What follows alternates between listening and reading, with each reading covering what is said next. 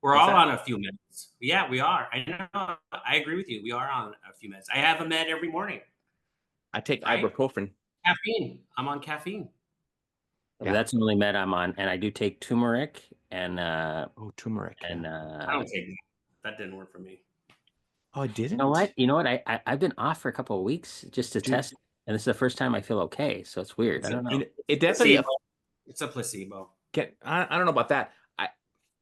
I would say though, Chris, I haven't done turmeric in like 3, 4 months, but because even though I'm really going strong in my diet right now, I've been doing well in the last year, right? So I've noticed in the last probably 6 months, I haven't had any problems with my arthritis because I think I'm just eating better, you know? So haven't taken my point is I haven't been taking turmeric and I'm okay without it. I've been doing okay without it. Well, So the Yeah. the one thing I'm super strict on now, mhm. even more than I was, is sugar. Just plain old sugar. It just Yeah. kills me. Sugar is the worst, yeah. It Anything just like candy, donut, and you gotta stay away, yeah, stay away from all that. So.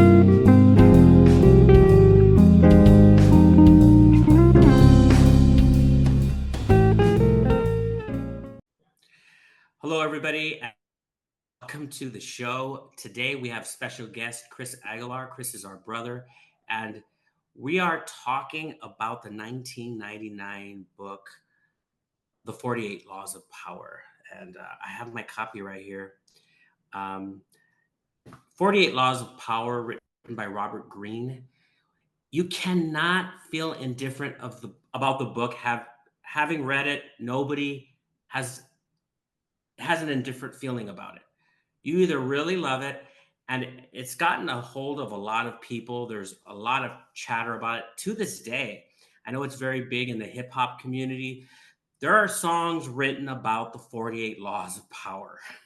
And, or you might think, as some do, this book is evil. There have been people who have stated that this book is evil. That's maybe the extreme version, but there's some people who have problems with it. Maybe it's manipulative, but books have long. There have been books that have kind of captured the public's imagination and also brought on some feelings of trepidation, like The Prince by Machiavelli. Oh, that book is evil.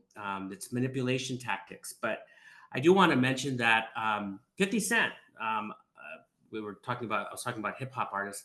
He said that, well, even if you don't employ these tactics, these strategies in the 48 laws of power, you should be aware of them because some people might be employing them on you.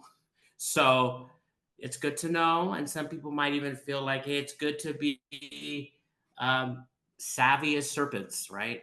That type of thing. So before I hand it off to you, Chris, to talk about the book, I want to say that the first time I read it, I heard it as an audiobook. This time I picked it up and it's so interesting in the way it's formatted. So I really appreciate the format and that there's these sidebars, these written in red. So it's almost like it's not thick enough. We want to put more history. We want to put more things on the side right here. Um, it's well done, and I almost felt like he is utilizing his own strategies in how he's formatting the book. And last word about the format. Uh, Part of the enjoyment for me this time was just the pleasure in reading it. It's a fun read. It's entertaining. Don't employ any of the strategies and just read the history, the many different histories around P.T. Barnum, Thomas Edison, and so forth. It's a lot of fun reading, but I want to talk about a law or two before I do. Chris, what is your take on the book? And is there a law that really stood out to you? Well, hi everyone. I hope everyone's doing good, Jake, Ruben, and the audience. Good to see you. Oh yeah, cool. Go Dodgers, by the way. This is Dodger season. We're in the stretch here. We're at the very Nice end. hat. Nice By hat. the time you put this out there, we'll have had some more wins in our column here. Anyway, so as far as the book goes, I had never even heard of this book. There's a little like little tiny. I kind of wonder, oh, maybe I had heard of it, or maybe someone had talked to me about it, or I'd heard it from a podcast or thing. There was that little tiny shadow of a thought, but I was shocked at all the controversy around the book, with a little bit of studying I did. And then when I've asked other people if they've read the book, they said, oh, yeah, it's a great book. Or they definitely had a feeling about it. Or, oh, it's interesting, huh? It's interesting. What do you think about it? So, my overall thoughts of my opinion are, wow, it just depends on the law. The laws are wildly different, and it makes you appreciate the Bible. Some very simple, to the point laws in the Bible, very easy to understand, compared to these laws. These laws you got to study. And I like what you just said, Ruben. Uh, Even if you don't like these laws, even if you think they're evil, which several of them I definitely think, wow, this is not good. This law is not a good law to follow. But you kind of think, oh, I wonder if that person in my life in the past, if they were utilizing that law, whether they knew it or not, I wonder if they were manipulating me in that particular way. So I love that part of it. So to me, the book overall, very entertaining, and more importantly for me, is, oh, I learned a lot. It was great. It was a lot of fun to read, and very interesting, to learn the various laws. So, you want me to jump right into, one that I appreciated? I have a Please. Yeah, I have a few notes. I would say, I mean, they're so hard to pick because some of them are so good, but then he intertwines some sort of like deception or something to it. So I picked kind of some PG ones that I thought overall no one would judge me on, because, some of the ones I really liked. Maybe we could talk about, like part two of this series. Maybe if you guys want to do a part two, it'd be the ones I don't want to admit to liking. This will keep PG, and my grandkids, I have three of them now. They would be proud to think that their pops is okay with this. So I would say that probably one of the coolest ones that I liked was number 9. I'm going to go with number 9. Win through your actions, never through argument.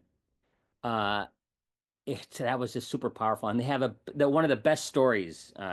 He touches on how Michelangelo. I'll tell you a little bit more about the law, but the story he kind of gives the law, which I just read to you. Win through your actions, never through argument. Then he'll give what he thinks about it, like a little summary, and then he'll give you a story. I'll give you the story first, which was Michelangelo's depiction. I mean, when he's sculpting David. Okay. Chris, Yes. Chris, I Did I do lose it? want to. I want to say something because I had meant to say this when I was talking about the format. Yeah.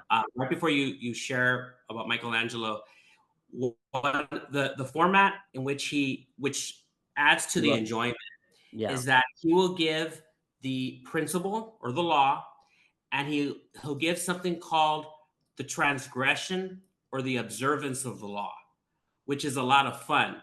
So here's my law.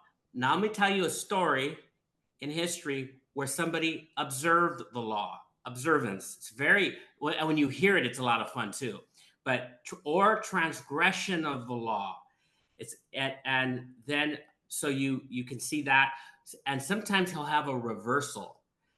It's kind of saying, well, wait a minute, be cautious, and sometimes you shouldn't apply the law in certain circumstances. That's the reversal. So take it away. All right. So this is the observance of the law.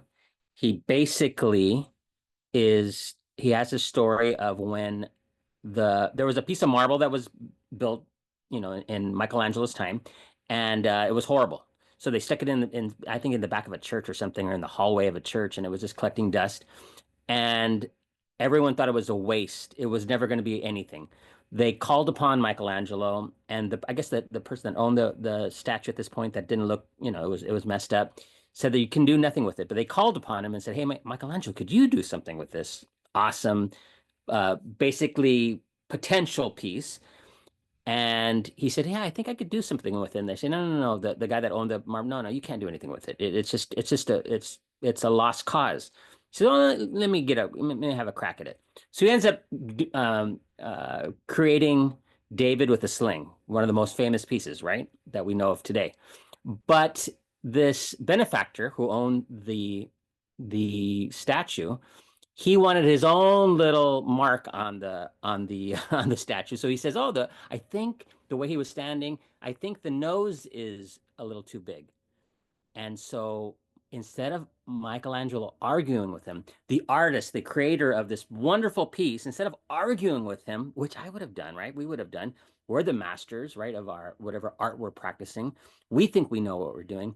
But instead of arguing with him, the way he wins is he actually he just shows him a different perspective. So he jumps up on top of the scaffolding, he grabs a little dust, he pretends to chisel at the nose and drops a little dust in front of the benefactor. And it makes the benefactor feel like he did something. He was right also, that your boss is also right. Whoever's in charge is also right, type of lesson there. And then he has him stand back and look at the statue again from a different perspective. And the benefactor loved it, of course. Didn't change a thing to the statue. So the lesson I think there is, by action, by doing it, don't argue. You know, it's so easy for me. I just saw that one as wow, it's so easy for me to argue my point that I did a good job, or that we're winning, that we're doing the right thing. And so, yeah, that was number 9 was just awesome for me. And the story was so easily connecting it. This is it's almost like some one of several themes, I think, is what can you say through your actions, and not always through argument, through words, because there's another law that reveals kind of that idea as well. But any thoughts about that, Jake, or any comment on that? No, I like that one because several times we're in a situation where we can, because this is an opportunity for him to show up his even his master if he wanted to, but he didn't because he also knows this guy's paying for it, and also for future projects. So he was really smart in thinking, you know what, I'm going to let him know that he's part of it. And once you do that, even though obviously, like Chris shared, he didn't actually chisel the nose. That it goes a long way because you're also looking for future future situations where you gain some money, gain some fame, opportunities. So yeah, it's not just that statue of David, which ends up being one of the most famous statues of all, if maybe not the most famous statue. But yeah, I that was really good. Thanks for sharing that one, Chris. Now, By Jake. the way, Oh yeah, go ahead. interestingly enough, the benefactor broke law 1, which was never outshine the master. I don't know if any of you guys remember, if we're going to talk about I law was going 1. to talk about that next, actually. Yeah, it's interesting that he kind of broke that first law, which is almost like the best law. You know, I didn't pick it because it's like someone's I, going to pick. It's just can I the go best. with that one? Let me talk Go about for that it. one then. You, Go. you can, and I want you to, but Jake had, just by way of introduction, had you read the book or had heard the Oh, book thanks. before, and do you have a general feeling of you as you read it this time? First, I've never heard of the book. When you brought it up to me, Ruben, I guess we had talked about it maybe once before. I don't remember that conversation. I actually thought you got this idea from Chris because it seems like a book Chris would have read like years ago, and saying, "Oh yeah, you guys, this is one of those books that you just got to read." So it's very, it's the first time I'm hearing that he had never read it before. So I dived into it, and for the last three weeks or so, I've been reading a few a day, a couple a night. I read a couple a night, and then because you think about them, and the one that I thought about the longest was the first one. It just stayed with me because I felt like I could use it, and some of these laws, like what we both have said, maybe not use them because it seems too manipulative. A lot of them are like, you're really manipulating people. And sometimes it's okay to do it when it's maybe you're helping something, a situation, but some of it could be considered maybe evil, like we're talking about. And we'll bring up a couple examples, I think, in the future regarding the ones that are a little iffy. But this one, never outshine the master. It's the first one. Let me read a little piece. It says, always make those above you feel comfortable, superior in your desire to please and impress them. Do not go too far in displaying your talents, or you might accomplish the opposite. Inspire fear and insecurity. Make your master appear more brilliant than they are, and you will attain the heights of power. So true. And so as you guys have been sharing, he gives the law, right? And then he says, and then he gives 2 or 3 stories. And sometimes in the margins, if you're getting the actual book, like Ruben is sharing, in the margins are other pieces that go along with that law. And because I feel like the writer's like, man, there's so much to talk about here. I'm just gonna put it on the margins, another little story or another little anecdote. And so one of my favorite anecdotes is the one regarding Nicholas, I think it's Foucault. He was Louis XIV's financial minister, and he was known throughout France throwing lavish parties, right? Throwing not only lavish parties, but everyone of anybody would show up, and including the king. And everyone was talking about him, always talking about his parties. He would have entertainment. He would have these beautiful gardens, food, the best food ever. And everybody, now remember, King Louis was known as the Sun King, right? So he wasn't shining bright when this guy threw a party. So he eventually got a little old, and King Louis the 14th threw Nicholas into jail, right? And eventually he never saw daylight again. But that tells you that you don't want to take that shine away from your master, right? You want to be able to, if you're going to do things like that, you want to do things that basically encourage your boss, right? Do things that make them shine. And when you see sometimes when you do things that show that you're shining and you're the shining star, it brings a lot of resentment, not only towards the boss, but sometimes it's others resent you for doing that. Sometimes you have to hide your charm, your superiority. And if you're more creative, if you're creative, make sure people see the creativity side of your boss, right? Um, and so in this law, there's a reversal at the end, and it talks about, sometimes you have to realize your boss he might lose power, or he might lose, maybe he's going to lose his job or whatever it is. Then that's when you jump in, and then you could shine. So there are times when you could shine, but for sure, as you're working with somebody above you, make sure you let other people know that he's this wonderful person. I think it's good for as a teacher. We have principles, Ruben, this, we have good and bad, and principles, and sometimes you just want to say, wow, this guy or this woman, she needs to do this, and you can sometimes take away their glittery, right, their shine. But this has taught me to step back, and not that I'm a star or anything, but to be able to push them up and pump them up, and because it's only going to help you, right? So this one has stayed with me for so long. Any thoughts on that? And Jake, I think that law falls under being as shrewd as serpents, that Jesus warned us about to be that way, because that's a law that is also, in a way, self protecting. And if you read the context of the book, as you read through, you realize that is about not telling your boss, I'm after your job. That's saying, we're a team here. I'm into supporting Yeah, you.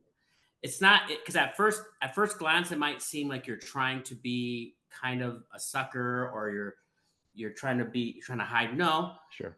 it's a very shrewd law, I think, Mhm. in many ways. And then you get more out of it if you keep reading the other laws. I'll say that. Any thoughts, Cool. Chris, before we move on? Yeah, I mean, there's so many. You're right. I want to go back. I'm looking back here. Uh, so many laws like 12, and I mean, there's, I mean, 14. It sounds bad, but pose as a friend, work as a spy. I mean, that it's kind of going in line with what we're talking about. Crush your enemy. Well, no, not necessarily that one. Although that's a very fun one. I'll say it. Crush your enemy totally. I think we have some politicians right now that are just going for it. They are trying to crush the other side totally. So anyways, yes, to go along with Jake's saying is, you guys are both saying is, yeah, there's just so many things that correlate throughout the book that, that first law definitely hits. Agreed. Okay, I want to share a law that I'm thinking maybe you believe is one of the evil laws, because when you read it, it sounds very manipulative and harsh, and It's the one I want to talk about first, and here it is. It's law number 7, which is get others to do the work for you, but always take the credit. So before I give you his observance, this would be, before I give you his transgression of that law, I'll go backward. I'll share with you an anecdote in society right now, and then my application, and then I'm going to go back to his transgression of the law that he put in there. So that sounds very manipulative, to make others work for you and you take the credit and everything else that follows, the money, everything. That sounds very harsh, but I think after, hopefully I can make a pitch for this. Okay. I do want to start with somebody in society that has that reputation.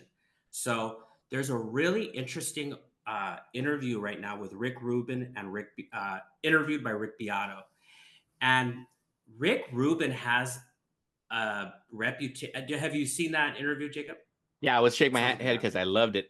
I actually, before you go on, I actually had a different feeling on Rick Rubin after the interview. I go, oh, I thought maybe he was just, I mean, people just blew him up, but I felt like he's deserving of who he is. Well, let's say his reputation is as somebody who has gotten an immense amount of credit, an immense amount of power and money. He has been maybe in the top 10 most powerful people in the music industry, just as a producer of bands like Red Hot Chili Peppers, System of a Down, Rage Against the Machine, Beastie Boys, Run DMC, Aerosmith, so many bands and so forth. But the man can't play an instrument. The man can't even work a soundboard. So when you watch the video, you're right, you'll get some more information on him. But I want to read to you a comment on under that video, one of the comments. And here's the comment. I feel like Rick Rubin has created a brand slash mystique that artists and the public buy into. There's also a marketing value. Produced by Rick Rubin, when you look into it, what he actually does is to use the immense power and wealth to employ engineers and technicians to produce the work he can't do himself. He can't play an instrument. He can't work a mixing desk. He produces, quote unquote, music as much as record bosses produce music.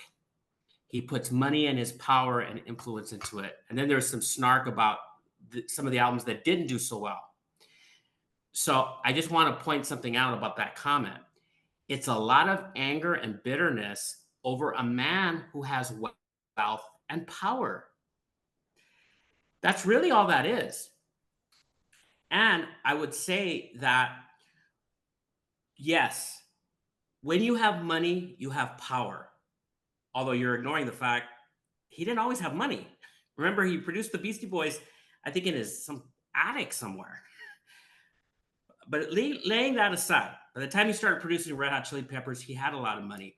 But he also, yes, he had power, and that helps. That helps you produce records to employ people to do the things that you cannot do, which to me is a good thing.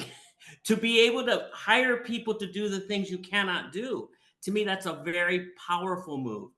And I will say this, because this person forgot one thing about Rick Rubin. And I think that if you watch the video, and Jake, you kind of alluded to it, it brings out what he does. Rick Rubin also has vision. He has vision that not everybody has. So if you put up an album by the Red Hot Chili Peppers, most people, when they produce that album, people would listen to it and walk away and think that's a good album. But what Rick Rubin produced it, what he did from it, takes it to another level. And I'll just say a couple of things about his vision. He had the vision to tell the producers, he hired 5 producers instead of one, mixers, and said, give me your mix. And then he asked another mixer, give me your mix, give me your mix, give me your mix. And he said two of the mixes were mixes that he envisioned and that were really good. Another mix, he says, we did not envision that. And that one was really good. And they went with that third one. So vision is important. And real quickly, he had the vision to tell Johnny Cash, you should record Hurt by Nine Inch Nails. Johnny Cash ignored him. Rick Rubin went back to him and said, you should record Hurt. When we reach the studio, here's Hurt. Record it with me. We're going to record it together. Johnny Cash didn't respond, which is a no. Who in the record industry would stand up to Johnny Cash 3 times? Rick Rubin. That's why I'm saying is that you're forgetting very critical things that go into this. And yes, he gets people to do it for him, and we're hating him for that. Application for me. We interviewed Deborah Gatchell. I hope I get her name right. A few weeks ago. Deborah Gatchell, teacher for AP Biology. And we were talking about what admins are looking for when they come into our class. And I jokingly told her, I'm not sure if it was on camera or off.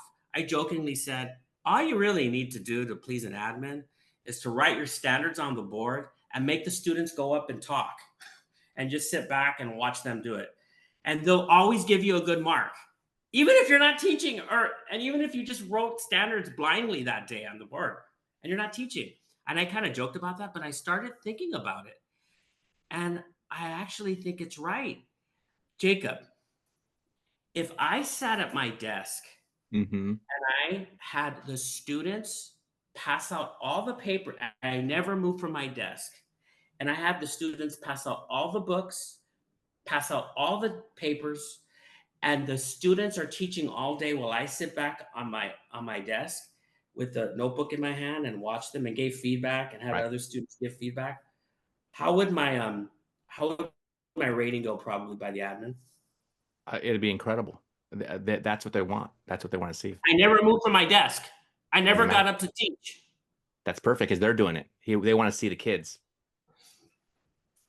I agree with you. And I'm trying to take it to its logical conclusion. And I'm really working to have a system where it's truly magic and it's way less work for me. Final thing, in his anecdote and his transgression of the law, he mentions Tesla and how Tesla ended up being impoverished because Edison exploited him, because Tesla did all the work, Edison received all the credit. But I want to read to you what is mentioned here. He said, many harbor the illusion that science, dealing with facts as it does, lies beyond the petty rivalries that trouble the rest of the world. Tesla was one of those. He believed science had nothing to do with politics and claimed not to care for fame and riches. As he grew older, this ruined his scientific work. It's so important to pay attention to people who are like vultures circling you, who want to exploit your own work. And I want to say one last thing about this law. He gives very practical advice. And for people who think his laws are evil, remember, listen to this advice and ask if you think this is evil. You should first secure the credit for yourself and keep others from stealing it away by being quiet. Be vigilant in keeping your creation quiet until you can be sure there are no vultures circling overhead. Second, learn to take advantage of other people's work to further your own cause. Time is precious and life is short. If you do it all on your own, you run yourself ragged, waste energy, and burn yourself out. It's about connecting with others and networking and not doing it all by yourself. At the face of it, it seems exploitative, but I think it's about connecting and being very wise in how you live your life. Any thoughts? No, I think that, like I think you stated in the beginning that you think that maybe some people might look at this as something that a law that could be twisted, right, in a bad way. But no, I think you need to know, you need to know your audience. You need to know who you're working with, but your giftings too. right? And you know the people you're around, who's around you, their giftings, and the more that they do to help you to get where you're going to be, that's great. So no, I think this is one of the more powerful laws for sure. Any thoughts about the law, Chris? Law 7? Yeah, it's interesting because you mentioned Tesla and you also this producer um this last week we had some incredible innovation with that rocket. Did you guys take a look at that at all? I mean, it's all over social media, so I'm guessing you guys at least saw it, Yeah, I that saw it. it land and it just basically lands on its booty and right into those arms. The amount of effort, so many people doing so much work, you know, and yet people are just so snarky with Elon and Yeah, and yeah, he it's not all him for sure. It's not all him, and in fact, it's mostly not him. But the ideas and the push and the money, for sure, the seed money, um, it's all him. So, uh, well, maybe not all him. I mean, and he's obviously. also encouraging, and he's also there, available to these people. Yeah, but he's also. I mean, these laws, by the way, they're just also conflicting too. By the way, I don't know if we've mentioned that word. Is they conflict, but yeah, he's there. He's pushing. He's yeah, pushing so hard to get to Mars, as an example. Yet he's over, he's pushing the vote right now. He's on Twitter, it seems like nonstop, for good or bad. And he's just, there's all this innovation. So you mentioned Tesla, the original Tesla, and now we have the company and the founder of that company, or not the founder, but the new CEO. I don't know if a lot of people know that, but he actually didn't found Tesla. By the way, on that note, something that the whole audience can do if you haven't done it yet is, have you driven in an electric car? Jake, Ruben, have you I have actually never. driven them? Ruben, have you? Driven one or driven in one? In one. Yes. Okay. You Again, and you and I went to Las Vegas together. I guess you don't remember our time together, Chris. I got something oh to tell yeah, shoot. This is a bad example then, because Ruben has driven with me in my electric car. It is not a Tesla. I wish it was. But I have a little Chevy Bolt, and I'm telling you, this car is awesome. It is totally different than a regular car, and I hear it's nothing compared to a Tesla. The get up and go power that this little car has is just amazing, and I love it. My point is that car wouldn't happen if it wasn't for Elon and Tesla. There would be no competition. 10, 20, for sure 20 years ago, this was a foolhardy, and this was stupid to do anything like this. So yeah. So now all the Elon haters have clicked off our video, and Yeah, it's okay. But but I think it's a good anyway, example. That's a good example. he utilized people around him to be where he's at, is what you're suggesting. Yeah, absolutely. I mean, it's just incredible the amount of uh I mean, he's taking the credit for a lot of people's hard work. He's definitely And, taking credit. and didn't Steve Jobs do the same thing? Oh Yeah. yeah. Yeah, I Most mean, of the he's another greats, example. yeah, most of the greats, you can name company after company. McDonald's, we all eat our Big Macs. He didn't create that. Edison. Yeah, we mentioned Right. Edison. Well, we were just mentioning Edison, and Tesla. So, okay, Chris, is there another law that you wanted to share? I know we're pushing hard on a hard stop, although we didn't mention what time of a hard stop, but I guess I'll quickly mention 30, which is very much connected to this one. Make your accomplishments seem effortless. Um, and gives a great story. He connects it with a great story with Houdini and almost any magician that we see. The reason I like some of these laws is that you can easily remember, if you can remember the story, you can remember the law. In this case, almost any magician, for sure Houdini. You look and you go, man, how did they do that? How did they hide that coin, or how did they get out of that box? It just looks so easy. And then even when they tell you how they did the trick, you go on YouTube now and figure out how they did the trick. And then you try to do the trick, it still seems impossible to hide that coin or whatever trick that you're trying to learn. It is so much work, the card tricks or whatever. The reason that they're so successful is because they worked so hard. So the audience, by the way, doesn't know this, but I was 15 minutes late to this podcast. The reason I was 15 minutes late to the podcast is because I couldn't get the technology to work. And finally, 15 minutes later, when I got it to work, both of my brothers, for another 5 or so minutes, razzed me because I used to be the guy that was known for easily getting all this technology stuff to work. The reason that it's not so easy for me anymore is because I never touch my laptop, hardly ever. And so I actually have a goal for my 55th year, by the way, because I'm about to turn 55, which is to know AI, to be able to answer questions about AI. Because when I was 25 years ago, no, 30 years ago, shoot, uh, it was like a turn into the internet. Now we're turning into AI. It's like there's a big chapters is turning in technology. And I barely even open up my laptop. I barely, not that you need to, you could do it all through your phone now. But my point is, it was everyone came to me, not everyone, but any job I went to, my family, my kids, I was known. I had the reputation of, oh yeah, Chris can handle that. It's easy. He knows how to do that. I am so far behind now, but I'm going to easily catch up because AI is exciting. It is absolutely fantastic. And yes, it might take it over and, they might kill us all one day. But for now, it's going to be fun along the way, the road. And so, can you just to underscore what was that law again that you um, that The law inspired? is make your accomplishments seem effortless. You you in the past thought, oh, I could do this. But what you didn't know is I read and bought so many magazines back in the early 90s.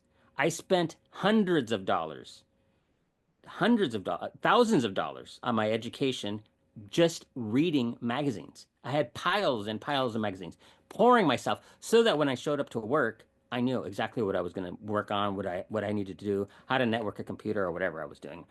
Teaching a class, it was easy for me because I had poured myself into that skill. And I think an application people, or at least an example people can make, is some of the best practitioners of craft, of art, of anything that we see often make it look effortless. So if you see so I'm interested in comedy, and if you see a great comic on stage, what is striking about them is that it doesn't look like you can't see their hand. You it looks effortless. It looks like they're just talking. And what's fantastic about that, or fascinating about that, is the hard work that produced that behind the scenes. And if you ask that comic, and again, I'm only giving one arena. I'm sure it goes into others. They would say, "No, I wasn't even doing anything. I was just talking to you. I was just." They don't want to reveal the hard work because maybe they read the book, or they're just applying some real key principles that they innately know. Some This is what makes artists is that a lot of them haven't learned these principles. They just know it. They inherently know it. So it's really a fascinating law. No, What's a no. law you enjoyed? My law? Another law. Another law. Okay, another law. So yeah. Number 19, know who you're dealing with. Do not offend the wrong person. Let me read that real quick here. It says, there are many different kinds of people in the world, and you can never assume that everyone will react to your strategies in the same way. Deceive or outmaneuver some people, and they will spend the rest of their life seeking revenge. They are wolves in lamb's clothing. Choose your victims and opponents carefully, then never offend or deceive the wrong person. Right? Um, you're smiling, Ruben. Why are you smiling on that one? Oh no. Maybe I mean, for me, the chapter goes into knowing the people around you, right? You know the oversensitive people, know the insecure men, the suspicious people, see people with long memories, uh, the people who are plain, unassuming, unintelligent people, those are important too. They actually at the end of it, in the reversal piece, talk about a story regarding Henry Ford, who was a very wealthy man at the time in the early 1920s, and an art dealer went to his house thinking, oh, I'm going to get some money out of this guy, because nobody's buying art in the 1920s, because all the robber barons of the 1900s are dying out, and Henry Ford's a good target. So this art dealer goes with with a couple art books with a lot of beautiful paintings in there, goes to Ford's house and says, "Hey, um, I'm going to," actually, the gentleman goes to Ford's house, and I'm gonna present these paintings to Ford and these books. Ford loved the books. He goes, "Wow, this is great," and he goes, "Oh, wow, I'm gonna get this Ford guy because he's gonna pay for these paintings." He goes, "You know what? You could have these books." He goes, "No, no, this is a beautiful gift. I can't take these books." He's all, "No, no, no, they're just books. But we have the paintings though." And he's like, "Oh no, why would I want the paintings if I have them in the book? The books, that's all I need." And so he wasted all this time and money to try to get Ford, but he didn't realize that this guy wasn't somebody who was going to fall for that. Not that he didn't know his mark. He didn't know who Ford really was, and Ford was not somebody who was really interested in that. And so again, knowing who you're dealing with, right? In that case, he didn't know who he was dealing with, and that was a pretty cool story. Very nice. Very I nice. don't know. I don't remember. He might have said this in a different book. So Robert Greene wrote another book, I think called Mastery. I don't know if I read it here in this book, but he mentioned that you should not be defensive, but if somebody accuses you, um, go even further with the accusation. Take it even further by saying it's your accusation isn't going far enough. He doesn't say that in this book, huh? I don't remember Yeah. that one. No. He in another book he says that, and I want to hint on this because there's a law here that kind of has the flavor of this other thing he said. But I really like the idea of not being so defensive and not letting your accusers get the satisfaction of the accusation. And at some point, he does mention that don't be, kind of embrace the accusation if you have to, or don't say anything at all. So I like the law number 4, which says say less than necessary. And say less than necessary as maybe a cliffhanger. I'm going to talk about it in our next episode. And I'm going to practice, I'm going to apply it here. I'm going to say less than necessary and invite you to part 2 of the 48 Laws of Power with our special guest, our brother Chris Aguilar. And thank you for joining us, Chris. And we'll see you all next time. Yes.